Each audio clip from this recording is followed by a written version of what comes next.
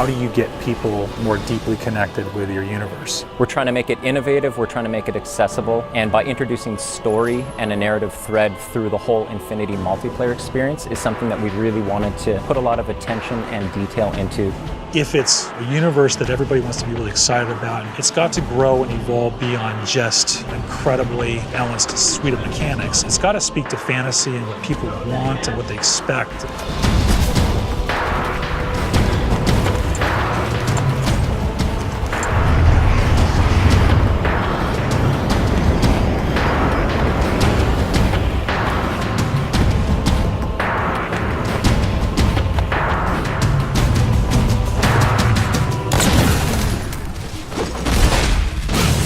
Something we really wanted to do with Halo 4 was to bring a new perspective to Halo multiplayer.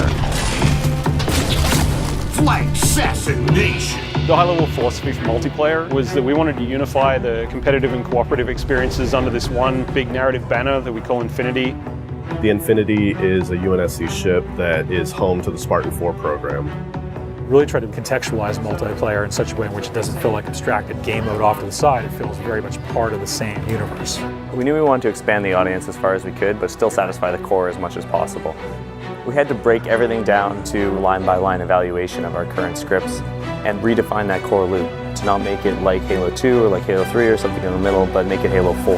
Halo starts with a philosophy that we've upheld, which is that your gameplay mechanics are consistent across every mode, so they don't change. We want to give players the power to choose which weapons they take in. People have their own personal favorites. It's a growth system in that you're unlocking customizations for your character, you're unlocking new weapons and abilities, but that's also helping to train you how to use those over time.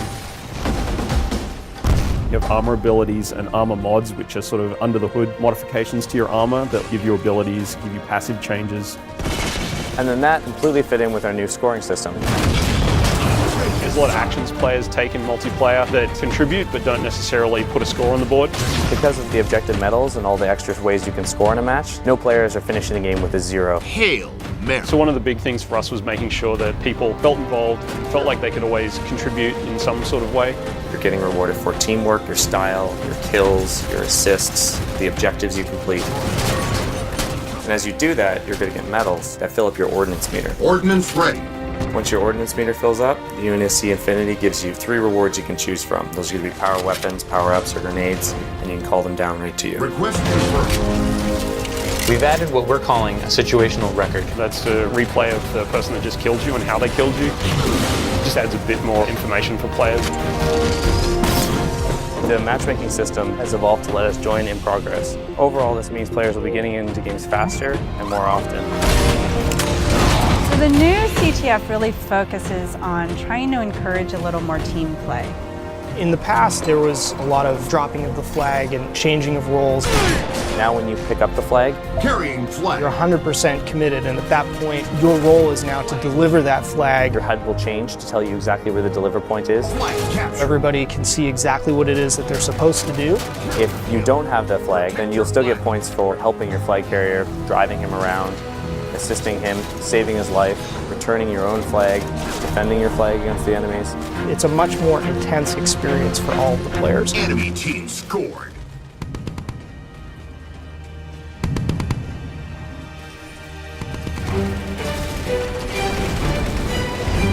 Probably the biggest focal change is that we're trying to build more vehicle-friendly maps, and then to go with that we've got a new mode called Dominion. Dominion is everything we loved about big team battle mixed with objective-based gameplay.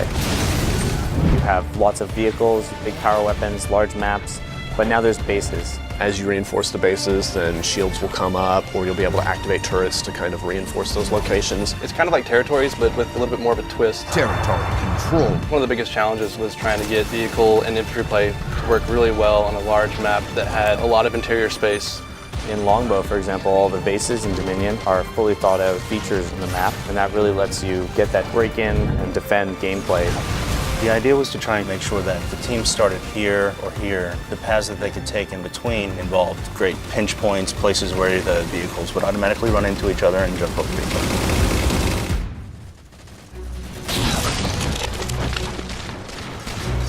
Whenever we start a space, we need to concentrate on a few key things. One is that there's distinct landmarks everywhere you look so you can orient yourself and you never get lost while you're playing. Two is that whenever you're moving from location to location, if you're jumping across a gap, that none of those jumps feel frustrating.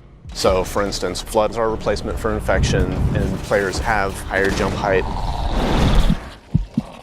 Infected. We needed to make sure that we could make a map that you're always going to hit your target, you're always going to be able to move around smoothly. Flood is a spiritual successor to Infection.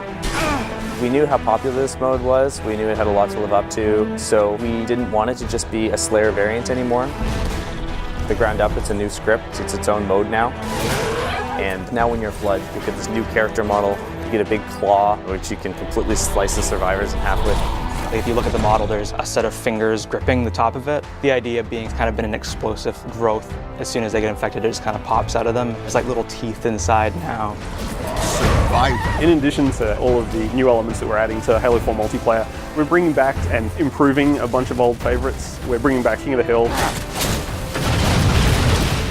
and Oddball. With Oddball, we also wanted to incorporate all the elements of our new scoring system. We were looking for ways to make it a team-based experience like never before.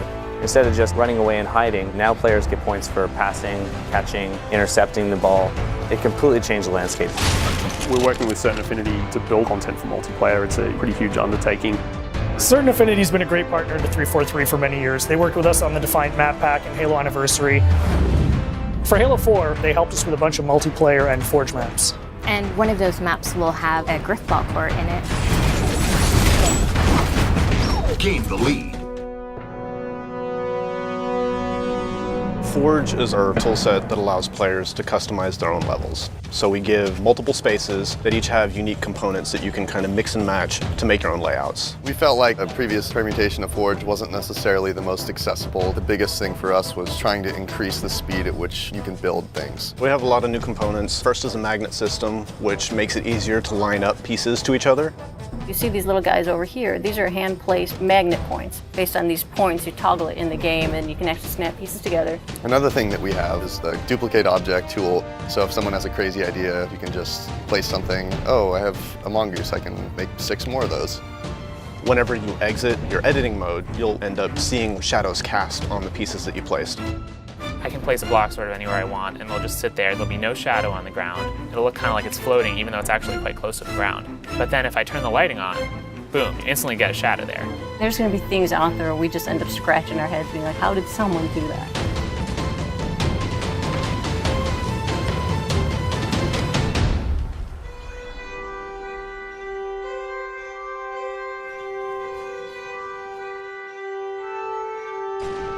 In the tradition of remaking maps, we've chosen to do Valhalla, and this time we're calling it Ragnarok.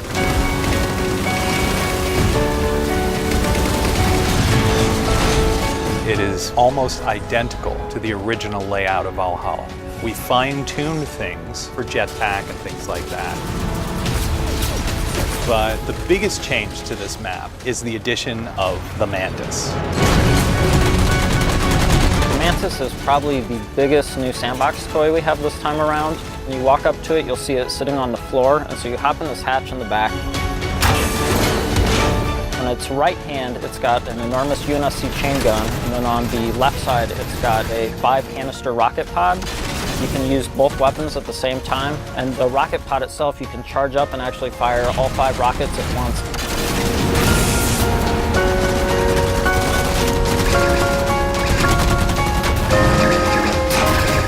The other thing that's really sweet with it is it has a melee stomp. This is probably the most powerful vehicle in a Halo game since like the Scorpion or Banshee. We knew from the start that if we're going to put this in campaign, we have to bring in multiplayer. What better toy do I want to use the Battlefield in the back? When you look at Halo's audience, you've got a group of players that really gravitates towards campaign, and then another group of players that really gravitates towards multiplayer. The idea of knitting together the narrative and this gameplay experience was the genesis of where Spartan Ops came from. The narrative thread through Spartan Ops is absolutely huge. 6 months after the events of campaign are over, the crew of the Infinity is going down to investigate Requiem. Some of the old hands here know what you're in for. The rest of you, you're due an education. Each week you have a new episode of a series that's continuing to tell this evolving story. And then you have these 5 missions that tie directly to that episode. And actually, in some cases, you've had a direct impact on what's happening in the next week's episode. Don't relax yet. You've got more hostiles headed your way. There are both creative challenges and production challenges. One is it's just a huge amount of content. We have, 50 missions that we're developing over the 10 weeks of the Spartan Ops season. We only have this much space, we only have this much RAM, we only have this much bandwidth. So we had to do a lot of technical trickery so that everything that we wanted to accomplish was able to happen. We want you to feel invested as part of the story. We wanted players to feel like they're accomplishing something. You rise up through the ranks, and once you get up to 50, we have what are called specializations. Specializations are kind of the end game for your Spartan career.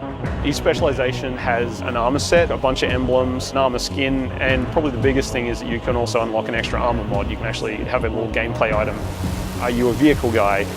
Are you a sniper? Are you someone who wants to level up faster? We actually have a mod that lets you earn XP a bit faster. It's more about specializing how you play at that point rather than the core gameplay mechanics being modified. So all the choices that you're making carries into the Spartan Ops experience. I'm going to tune in every week. We'll experience a story together for the first time as friends, and then we'll go play together as friends. And so this sort of new version of the water cooler. Spartan Ops will be one of those pinnacle moments for us in the franchise of creating new expectation for gamers and really delighting people with just great new functionality.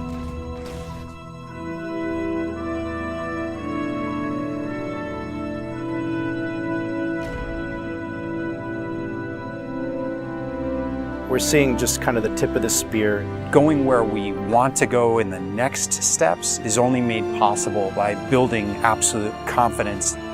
A hero is someone who takes action even though they have something to lose. You gotta have the gumption. You gotta have the confidence to go after it. No matter how deeply we explore the universe or how much detail that you find out about aspects of the universe, it's still bigger and more mysterious than any amount of information could ever give us. And I think that's how the real universe is. Super excited about where this game has evolved to. There's so much variation at all levels of the game that make it infinitely replayable. People play it and they say, man, that's great, I just want one more game, and another one, and just keep going. It has been sort of this puzzle that's come together person by person.